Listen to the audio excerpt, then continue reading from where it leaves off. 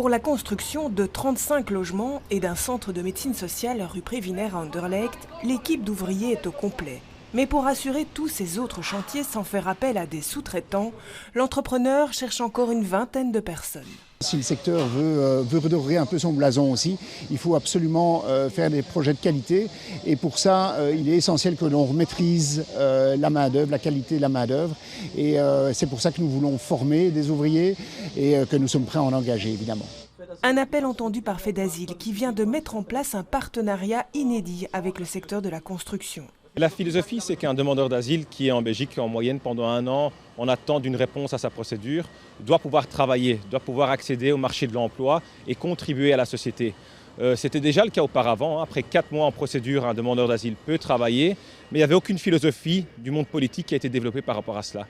Et donc c'est la raison pour laquelle on a développé une cellule chez Fedasile qui va de manière centralisée essayer d'activer les demandeurs d'asile.